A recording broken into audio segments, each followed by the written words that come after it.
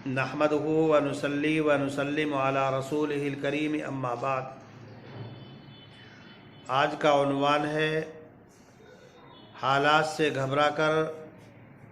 डरने की, खौफज़दा होने की ज़रूरत नहीं, बल्कि जुर्रत और हिम्मत के साथ मुकाबला करने की ज़रूरत है। बुज़ुर्गान मोहतरम, उम्मत मुस्लिमा पर हालात आ रहे हैं, फितनों ने चारों तरफ से घेर लिया, लेकिन ये हालात और फितने नए नहीं हैं। पहले ज़माने में भी हालात और फितने रूनुमा हो रहे हैं और मुस्तक़बिल में भी हालात और फितने रूनुमा होते रहेंगे, बल्कि आने वाले हालात और फितने गुज़रे हुए हालात से, गुज़रे हुए फितनों से ज़्यादा कठिन, ज़्यादा मुश्किल और ज़्यादा दुश्वार होंगे। आज से 1400 साल पहले रसूल अकरम सल्लल्लाहु अलैहि वसल्लम ने इन हालात से, इन फितनों से हमें आगाही दी और आपने फरमाया कि ये फितने तसलसल के साथ और पैदर पे वारिद होंगे। जैसे कोई लड़ी टूट जाती है और मोती उससे पैदर पे तसलसल के साथ गिरते हैं, इसी तरीके से कसरत के साथ फितने आएंगे। लेकिन रसूल अकरम सल्लल्लाहु अलैहि वसल्लम ने साथ में ये भी इरशाद फरमाया कि हालात और फितनों के ज़माने में दीन व शरीयत पर अमल करना इतना मुश्किल होगा जैसे हाथ में चंगारी का पकड़ना। लेकिन जो आदमी फितने के ज़माने में दीन व शरीयत पर अमल पैरा होगा, किताब व सुन्नत पर चलेगा, रसूल अकरम सल्लल्लाहु अलैहि वसल्लम की इत्तिबा और पैरवी करेगा, तो उस शख्स को 50 सहाबाए किराम के अज्र के बराबर, सवाब के बराबर अज्र व सवाब दिया जाएगा। इसके बावजूद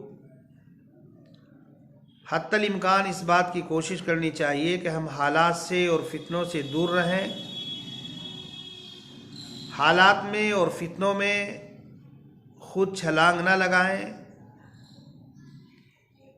इसलिए कि फितनों के ज़माने में अपने ईमान को महफूज रखना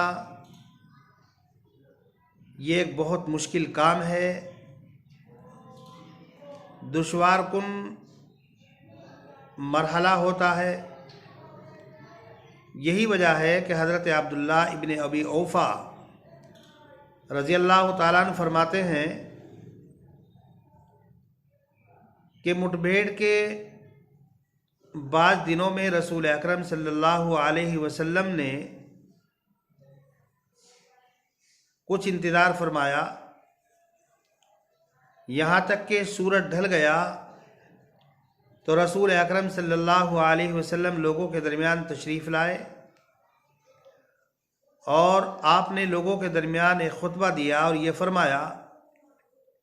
ए लोगों, दुश्मन से मुठभेड़ की तमन्ना मत करो,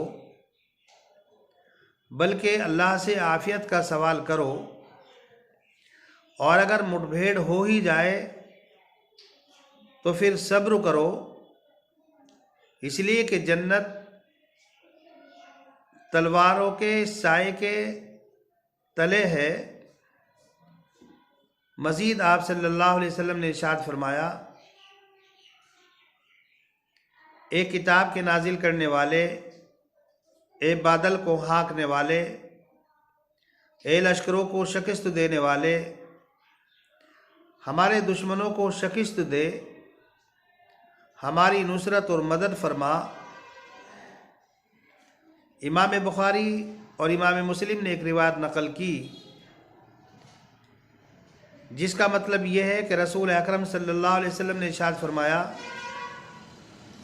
कि दुश्मनों से मुठभेड़ की तमन्ना मत करो, बल्कि आफियत का सवाल करो, अल्लाह तबारक व ताला से अपनी नुसरत और अपनी मदद मांगो। लेकिन अगर ऐसे हालात आ ही जाएं और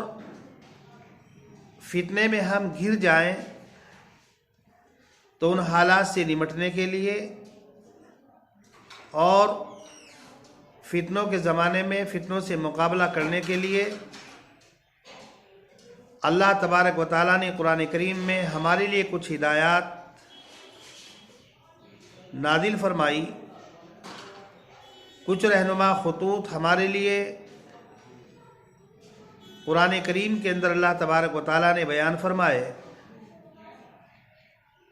अल्लाह तबारक व ताला कुरान करीम में फरमाता है, या अय्युहल्लज़ीना आमनू इज़ा लक़ीतुम फ़िअतन फ़स्बुतू, ए ईमान वालो, जब किसी जमात से तुम्हारा मुकाबला हो जाए, तुम्हारे ऊपर हालात मुसल्लत कर दिए जाएं, तो साबित कदम रहना, राह फरार इख्तियार मत करना और हिम्मत के साथ, जुरत के साथ उन हालात का मुकाबला करना। इसलिए कि जो फितनों के ज़माने में, हालात के ज़माने में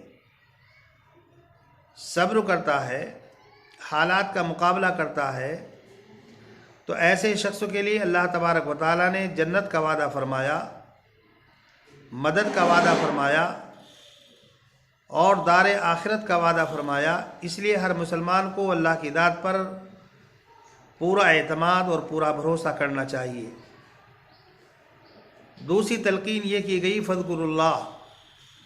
हालात कैसे ही हों, कितने ही संगीन हो, लेकिन हमें अल्लाह का ज़िक्र हर हाल में करना है। हमारा कोई लम्हा, कोई साथ अल्लाह के ज़िक्र से खाली नहीं रहनी चाहिए, बल्कि हर वक्त अल्लाह की मदद तलब करते रहें और ख़ास तौर पर जब शदाइद आएँ, मसाइब आएँ, तो अल्लाह तबारक व ताला से पनाह मांगते रहें, अल्लाह तबारक व ताला की तरफ मुतवज्जे रहें और इस बात का यकीन रखें कि अल्लाह तबारक व ताला का लुत्फ़ व करम हमसे जुदा नहीं होगा।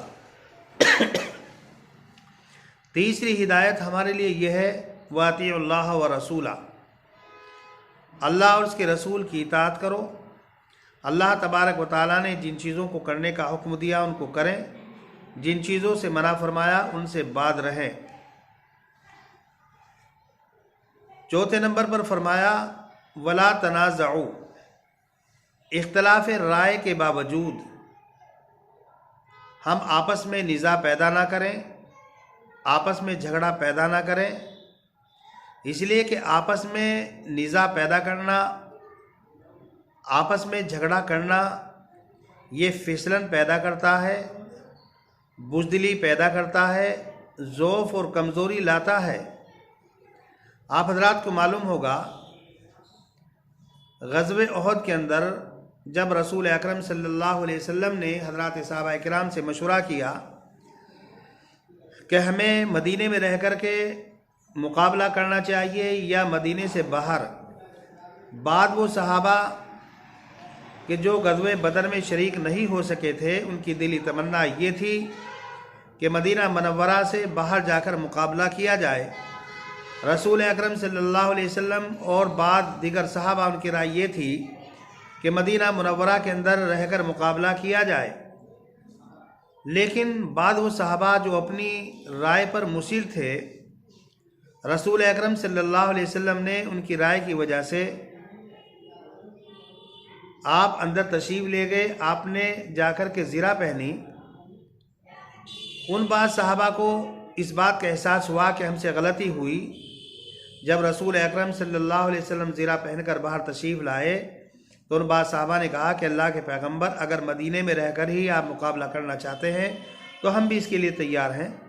लेकिन रसूल अकरम सल्लल्लाहु अलैहि वसल्लम ने फरमाया कि जब पैगंबर ज़िरा पहन लेता है तो फिर उसको उतारता नहीं।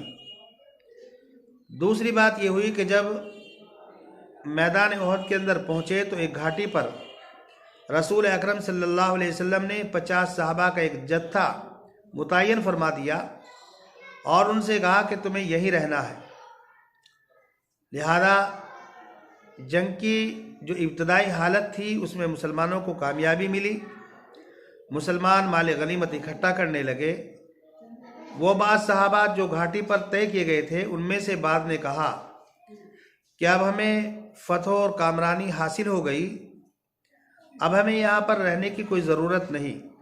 اس لیے کہ رسول اکرم صلی اللہ علیہ وسلم کا یہی مقصد تھا کہ جب تک ہمیں کامیابی نہ ملے یہیں پر رہنا، لیکن چونکہ اب کامیابی مل گئی اب ہماری یہاں پر کوئی ضرورت نہیں، لہذا اکثر صحابہ وہاں سے ہٹ گئے اور مال غنیمت اکٹھا کرنے لگے۔ دشمن اس گھاٹی کی طرف سے آیا اور جو حضرات صحابہ کرام وہاں پر باقی تھے ان پر حملہ کیا، وہ شہید کر دیے گئے۔ بزرگان محترم، جو ابتدائی حالت تھی فتح کی وہ بظاہر شکست میں تبدیل ہو گئی۔ حضرات علماء نے فرمایا کہ چونکہ حضرات صحابہ کرام میں بظاہر اختلاف ہوا اور بظاہر رسول اکرم صلی اللہ علیہ وسلم کی انہوں نے نافرمانی کی، اس وجہ سے جو فتح و نصرت ہو رہی تھی وہ شکست کے اندر تبدیل ہو گئی اور مسلمانوں کو ہزیمت کا سامنا کرنا پڑا۔ اس لیے بزرگان محترم، اختلاف رائے ہو سکتا ہے لیکن آپس میں نزاع اور جھگڑا نہیں ہونا چاہیے، اور پھر ہمیں اپنی قلت اور کثرت پر ہماری نظر نہیں رہنی چاہیے، اس لیے کہ معیار جو ہے فتح و نصرت کا، کامیابی کا، وہ قلت اور کثرت نہیں بلکہ کامیابی کا دار و مدار اللہ کی ذات گرامی پر ہے۔ اللہ جس کو چاہتا ہے عزت دیتا ہے، جس کو چاہتا ہے ذلت دیتا ہے، اللہ جس کو چاہتا ہے فتح و نصرت سے نوازتا ہے اور جس کو چاہتا ہے شکست اور ہزیمت دیتا ہے۔ آپ حضرات کو معلوم ہوگا کہ اللہ تبارک و تعالیٰ نے قرآن کریم میں فرمایا کم من فئۃ قلیلۃ غلبت فئۃ کثیرۃ باذن اللہ، چھوٹی چھوٹی جماعت بڑی بڑی جماعتوں پر اللہ کے حکم سے غالب آ گئی۔ غزوہ بدر کے اندر 313 1000 پر غالب آ گئے، اور جب اللہ تبارک و تعالیٰ فتح و نصرت سے نوازتا ہے تو وہ انسانوں کے بغیر ہی کامیابی دلا دیتا ہے۔ آپ حضرات نے دیکھا ہوگا کہ ابرہہ نے جب بیت اللہ کو منہدم کرنے کا ارادہ کیا تو اللہ تبارک و تعالیٰ نے بیت اللہ کی حفاظت ابابیل کے ذریعے سے کرائی، جبکہ ابرہہ کتنے ہاتھی لے کر کے آیا تھا۔ جب اللہ تبارک و تعالیٰ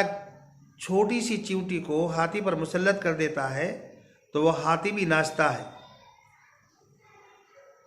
نمرود جو اپنے آپ کو اعلیٰ عارفہ بڑا سمجھتا تھا،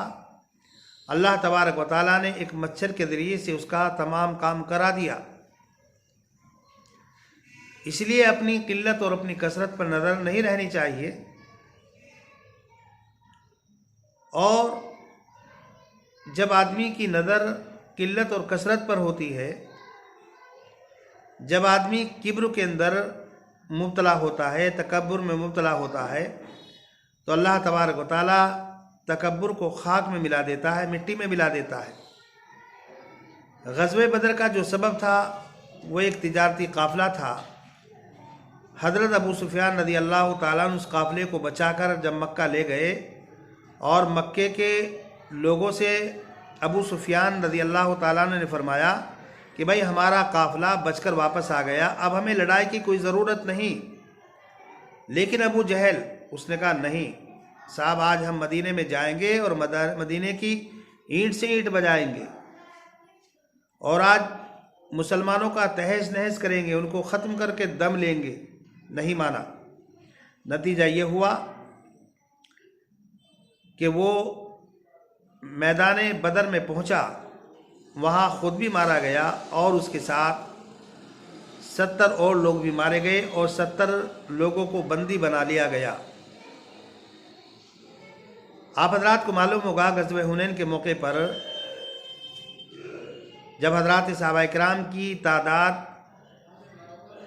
بہت ہو چکی تھی تو انہوں نے کہا کہ جب ہم کم تھے تب ہم غالب رہے، آج ہم زیادہ ہیں تو بدرجہ اولا غالب رہیں گے۔ ذہن کے اندر کثرت کا سوال آیا۔ تاریخ کی کتابوں کے اندر لکھا جب حضرات صحابہ کرام غزوہ حنین میں پہنچے اور کفار کی طرف سے تیروں کی بوچھار ہوئی تو حضرات صحابہ کرام تتر بتر ہو گئے، ان کے پیر اکھڑ گئے، اور اللہ تبارک و تعالیٰ نے ان کو یہ بات بتا دی کہ فتح و نصرت دینے والی ذات کوئی اور ہی ہے، قلت اور کثرت کامیابی کا معیار اور دار و مدار نہیں۔ بزرگان محترم، اللہ تبارک و تعالیٰ نے دنیا کے اندر ہمیں جس کام کے لیے بھیجا، ہماری ذمہ داری ہے کہ ہم اس کام کو اچھی طریقے سے انجام دیں، اور جب ہم کتاب و سنت کے مطابق چلیں گے، روحانی طاقت اور قوت کے ساتھ جب ہم ظاہری طاقت اور قوت پیدا کریں گے تو انشاءاللہ دنیا کے اندر بھی ہم حالات کا مقابلہ کر سکیں گے۔ اللہ تبارک و تعالیٰ کی طرف سے ہماری غیبی مدد ہوگی، اس لیے کہ نبی اکرم صلی اللہ علیہ وسلم نے ارشاد فرمایا کہ جو آدمی خیر کا ارادہ کرے اس کو چاہیے کہ جلدی کرے اور اس کے اندر ٹال مٹول نہ کرے۔ آپ جانتے ہیں کہ جب انسان اللہ کی ذات کے اوپر توکل کرتا ہے، بھروسہ کرتا ہے، اعتماد کرتا ہے تو اللہ کی طرف سے مدد ہوتی ہے، اس لیے کہ اللہ تبارک و تعالیٰ فرماتا ہے انا عند ظن عبدی بی، میں اپنے بندے کے گمان کے مطابق فیصلہ کرتا ہوں جیسا وہ میرے بارے میں گمان اور خیال رکھتا ہے۔ اس لیے ہمیں اللہ کے بارے میں اچھا گمان خیال کرنا چاہیے، اور اگر ہمارا خیال یہ ہے کہ اللہ تبارک و تعالیٰ ہماری مدد نہیں کرے گا، اللہ تبارک و تعالیٰ ہماری نصرت نہیں فرمائے گا، تو بزرگان محترم پھر اللہ کی طرف سے نصرت اور مدد نہیں ہوگی۔ اس لیے کہ اللہ تبارک و تعالیٰ قرآن کریم میں فرماتا ہے من کان یظن ان لن ینصرہ اللہ فی الدنیا والآخرہ بسبب الی السماء ثم لیقطع فلینظر، جس آدمی کا گمان یہ ہے کہ اللہ ہماری مدد نہیں کرے گا دنیا اور آخرت میں، تو اس کو چاہیے کہ آسمان سے ایک رسی لٹکا لے اور اس میں جھول جائے اور اس رسی کو کاٹ دے، تاکہ کم سے کم اس کا غصہ ختم ہو جائے۔ اللہ تبارک و تعالیٰ پر تمہاری مدد کرنا لازم اور ضروری نہیں۔ آپ حضرات کو معلوم ہوگا کہ جب مکۃ المکرمہ جو خوف کا گہوارہ تھا، جہاں لوگ فقر و فاقے میں مبتلا تھے، جب انہوں نے کتاب و سنت کو مضبوطی کے ساتھ پکڑا تو اللہ تبارک و تعالیٰ نے مکہ مکرمہ کو امن کا گہوارہ بنا دیا، اور چاروں طرف سے اللہ تبارک و تعالیٰ نے وہاں پر رزق کے انتظام فرما دیے۔ قرآن کریم فرماتا ہے وَلَوْ أَنَّهُمْ أَقَامُوا التَّوْرَاةَ وَالْإِنْجِيلَ وَمَا أُنزِلَ إِلَيْهِمْ مِنْ رَبِّهِمْ لَأَكَلُوا مِنْ فَوْقِهِمْ، کہ اگر اللہ تبارک و تعالیٰ کی طرف سے نازل کی ہوئی ہدایات پر ہم نے عمل کیا ہوتا تو رزق کی ہمارے پاس بہتات ہوتی، کثرت ہوتی اور غیبی مدد ہوتی۔ بزرگان محترم، ہمارے لیے لازم اور ضروری ہے کہ ہم روحانی طاقت کے ساتھ ظاہری طاقت اور قوت بھی پیدا کریں، اس لیے کہ آپ حضرات کو معلوم ہے کہ اللہ تبارک و تعالیٰ نے قرآن کریم میں فرمایا هُوَ الَّذِي أَيَّدَكَ بِنَصْرِهِ وَبِالْمُؤْمِنِينَ، کہ اللہ تبارک و تعالیٰ نے نبی اکرم صلی اللہ علیہ وسلم کی روحانی مدد، یعنی اپنی مدد، روحانی طاقت بھی عطا فرمائی، وبالمؤمنین، اور ظاہری طاقت اور قوت مسلمانوں کے ذریعے سے بھی پیدا فرمائی۔ دنیا کے اندر غلبے کے لیے روحانی طاقت کافی نہیں، بلکہ روحانی طاقت کے ساتھ ساتھ میں ظاہری طاقت اور قوت بھی ضروری ہے۔ آپ حضرات کو معلوم ہوگا غزوہ خندق کے موقع پر رسول اکرم صلی اللہ علیہ وسلم نے روحانی طاقت اور قوت کے ساتھ ساتھ میں ظاہری تدبیر بھی اختیار فرمائی، اور آپ نے خندق کھودی۔ یہ ظاہری طاقت اور قوت تھی، ظاہری تدبیر تھی، اور ظاہری تدبیر روحانی طاقت اور قوت کے ساتھ ضروری ہے، اس لیے کہ اگر صرف روحانی طاقت اور قوت دنیا کے اندر غلبے کے لیے کافی ہوتی تو رسول اکرم صلی اللہ علیہ وسلم صرف 313 ہی حضرات صحابہ کرام کو اپنے ساتھ رکھتے، لشکر کے اندر مزید اضافہ نہ کرتے، لیکن آپ نے غزوہ بدر کے بعد لشکر کی تعداد میں اضافہ فرمایا، جس سے معلوم ہوتا ہے کہ روحانی طاقت اور قوت کے ساتھ میں ظاہری طاقت اور قوت بھی ضروری ہے۔ اللہ تبارک و تعالیٰ قرآن کریم میں فرماتا ہے وَأَعِدُّوا لَهُم مَّا اسْتَطَعْتُم مِّن قُوَّةٍ وَمِن رِّبَاطِ الْخَيْلِ۔ حضرات علماء نے فرمایا یہاں پر قوت سے مراد تیر اندازی کرنا ہے، لیکن حضرات علماء مفسرین فرماتے ہیں کہ حالات کے اعتبار سے تیاری کرنا ہے۔ جس زمانے میں جیسے حالات ہوں، ان حالات سے مقابلہ کرنے کے لیے جن چیزوں کی ضرورت ہو ان چیزوں کی تیاری کرنا یہ لازمی اور ضروری ہے۔ آپ حضرات کو معلوم ہوگا کہ پہلے زمانے میں جو آپس میں مٹ بھیڑ ہوا کرتی تھی، جنگ ہوا کرتی تھی، پتھروں کے ذریعے سے، لکڑیوں کے ذریعے سے، ان چیزوں سے ہوا کرتی تھی، لیکن پھر حالات بدلے اور پھر مقابلہ ہوا افکار و خیالات کا، پھر مقابلہ ہوا قوت عقلیہ کے ذریعے سے۔ آپ حضرات کو معلوم ہوگا یورپ کے جو لوگ تھے وہ ہٹے کٹے تھے، طاقتور تھے، ان کے مقابلے میں افریقہ کے لوگ کمزور تھے، لیکن افریقہ کے لوگوں نے علوم و فنون حاصل کیے اور صنعت و حرفت میں ترقی کی، جس کا نتیجہ یہ نکلا کہ یورپ کے لوگوں پر افریقہ کے لوگوں کا غلبہ ہوا، اس لیے کہ افریقہ کے لوگوں نے جب علوم و فنون حاصل کیے اور صنعت و حرفت میں ترقی کی تو وہ ایسے ہو گئے جیسے انسان، اور یورپ کے لوگ ان کے مقابلے میں ہوئے حیوان۔ اس لیے کہ آپ جانتے ہیں کہ حیوان کے اندر، جانور کے اندر طاقت زیادہ ہوتی ہے لیکن اس کے اندر عقل اتنی نہیں ہوتی۔ یہی وجہ ہے کہ انسان حیوان اور جانور کو مسخر کر لیتا ہے، اپنے تابع بنا لیتا ہے، اور جانور انسان کے تابع فرما بردار ہو جاتا ہے۔ لیکن پھر بعد میں یورپ کے لوگوں نے علوم و فنون میں ترقی کی، اور ترقی کرنے کے ساتھ ساتھ صنعت و حرفت میں وہ بڑھتے چلے گئے، جس کا نتیجہ پھر یہ ہوا کہ قیادت اور سیادت یورپ کے لوگوں کے ہاتھ میں آ گئی، اور دنیا کے بقیہ لوگ ان کے غلام بن کر کے رہ گئے۔ بزرگان محترم، اللہ تبارک و تعالیٰ قرآن کریم میں فرماتا ہے کہ لوگوں زمین کے اندر سیر و تفریح کرو اور دیکھو دنیا میں ان لوگوں کا انجام کیا ہوا جنہوں نے پیغمبروں کو جھٹلایا، اور ان لوگوں کا انجام کیا ہوا جنہوں نے پیغمبروں کی تصدیق کی۔ اللہ تبارک و تعالیٰ نے زمین کے اندر عجیب عجیب چیزیں رکھی، عجیب عجیب خزانے اللہ تبارک و تعالیٰ نے زمین کے اندر ودیعت رکھے، پیٹرول، تیل، تانبا، سونا، چاندی، لوہا، حتیٰ کہ تمام چیزیں اللہ تبارک و تعالیٰ نے زمین کے اندر ودیعت رکھی۔ یورپ کے لوگوں نے ترقی کی، مشینیں بنائی، نئی نئی چیزیں ایجاد کی، جن کے ذریعے سے انہوں نے زمین کے خزانوں کو نکالا، ان کو استعمال کیا اور وہ ترقی کر گئے۔ ہمارے لیے بھی لازم اور ضروری ہے کہ ہم لوگ بھی صنعت و حرفت میں ترقی کریں، آگے بڑھیں، اس لیے کہ اگر ہم چاہتے ہیں کسی قوم کا مقابلہ کریں تو ہمارے لیے لازم اور ضروری ہے کہ حالات سے نمٹنے کے لیے، دوسرے لوگوں سے مقابلہ کرنے کے لیے ہمارے پاس اس جیسی طاقت اور قوت ضروری ہے۔ بزرگان محترم، ہمارے لیے سب سے بڑا المیہ یہ ہے کہ آج دوسری اقوام و ملل کے پاس ہتھیاروں کے بارود ہیں اور طرح طرح کی ہلاک کرنے والی چیزیں ہیں، اور امت مسلمہ ان کے درمیان میں غفلت میں پڑی ہوئی ہے، سو رہی ہے، اور یہ سمجھتی ہے کہ ہم مامون ہے، محفوظ ہے۔ بزرگان محترم، جو آدمی بارود کے ڈھیر کے درمیان سویا ہوا ہو، جس کے چاروں طرف آلات حرب ہی حرب ہوں، وہ لوگ کیسے مامون اور محفوظ رہ سکتے ہیں، اور وہ لوگ کیسے کامیابی حاصل کر سکتے ہیں کہ جن لوگوں نے ہمیشہ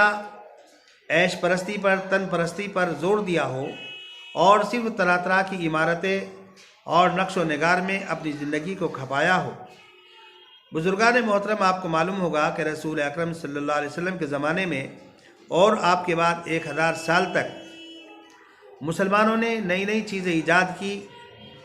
اور روحانی طاقت و قوت کے ساتھ ظاہری طاقت اور قوت بھی حاصل کی۔ ان کی سیادت اور قیادت دنیا نے تسلیم کی اور ان کے زیر نگرانی رہے، لیکن جب سے مسلمانوں نے طاقت اور قوت کو ختم کر دیا، جب سے مسلمانوں نے علوم و فنون کو چھوڑ دیا، صنعت و حرفت میں مسلمان پیچھے رہ گئے، نہ مسلمانوں کے پاس روحانی طاقت اور قوت باقی رہی اور نہ امت مسلمہ کے پاس ظاہری طاقت اور قوت باقی رہی، تو اسی وقت سے امت مسلمہ غلام بن گئی اور آج تک غلام بنی ہوئی ہے۔ بزرگان محترم، ہمیں ڈرنے کی، گھبرانے کی ضرورت نہیں، بلکہ ہمیں ضرورت اس بات کی ہے کہ ہم حالات کا مقابلہ کرنے کے لیے، فتنوں سے اپنے آپ کو محفوظ رکھنے کے لیے ان تمام چیزوں کو حاصل کریں جن کی تعلیم رسول اکرم صلی اللہ علیہ وسلم نے ہمیں دی۔ ہمیں چاہیے کہ ہم روحانی طاقت اور قوت بھی پیدا کریں، اللہ کو یاد کریں، اللہ کے رسول کی اطاعت کریں، آپس میں اختلاف نہ کریں، آپس میں متحد رہیں، اس لیے کہ اتحاد اللہ کی طرف سے رحمت ہے اور اختلاف اللہ کا ایک قسم کا عذاب ہے۔ اسی کے ساتھ ساتھ علوم فنون حاصل کریں، صنعت و حرفت میں ترقی کریں، ظاہری طاقت اور قوت حاصل کریں۔ اگر ہم ایسا کریں گے تو انشاءاللہ ہم دنیاوی اعتبار سے بھی سرخرو ہوں گے اور آخرت کے اندر بھی ہمیں اور آپ حضرات کو کامیابی ملے گی۔ لہذا امت مسلمہ کو کسی سے ڈرنے کی، گھبرانے کی ضرورت نہیں، اس لیے کہ رسول اکرم صلی اللہ علیہ وسلم نے ہمارے لیے ایک ایسی کتاب ہدایت چھوڑی اور اپنا ایک ایسا طریقہ چھوڑا کہ اگر ہم نے اس کو اپنا لیا تو انشاءاللہ نہ حالات ہمارے سامنے رک پائیں گے اور نہ فتنے ہمارے سامنے رونما ہو پائیں گے۔ اللہ تبارک و تعالیٰ سے دعا ہے کہ اللہ تبارک و تعالیٰ ہمیں حالات سے مقابلہ کرنے کی، فتنوں سے مقابلہ کرنے کی ہمت اور استطاعت عطا فرمائے، اور اللہ تبارک و تعالیٰ ہمارے دلوں سے بزدلی کو دور فرمائے۔ وما علینا الا البلاغ۔